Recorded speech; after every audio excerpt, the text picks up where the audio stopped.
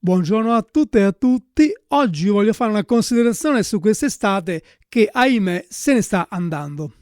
Allora, circa un mesetto fa, quando il tempo era più stabile, hanno fatto vedere in alcuni talk show televisivi che i gestori di certi stabilimenti balneari avevano posto dei cartelli all'entrata delle loro strutture con i quali si faceva divieto ai bagnanti di portarsi il pranzo da casa, di entrare con la borsa termica.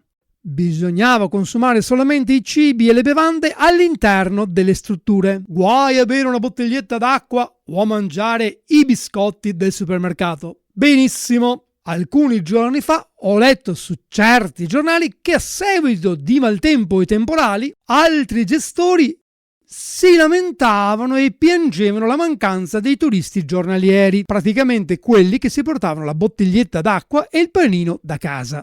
Allora noi turisti occasionali, che siamo poveri perché non possiamo permetterci di mangiare sempre nei ristoranti delle strutture, quando fa brutto tempo siamo richiesti negli stessi stabilimenti balneari, perché magari un caffettino, un cappuccino, un gelatino, una brioscina comperiamo e nell'insieme contribuiamo non poco ad incrementare le rendite di questi gestori.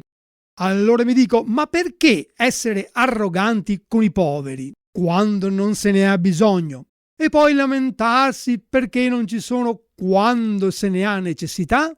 Mi viene in mente sempre cosa diceva mia nonna: non ste essere arroganti con gli altri, perché non si sa mai di chi che si ha bisogno. Cioè, non siate arroganti con la gente, perché non si sa mai di chi si ha bisogno.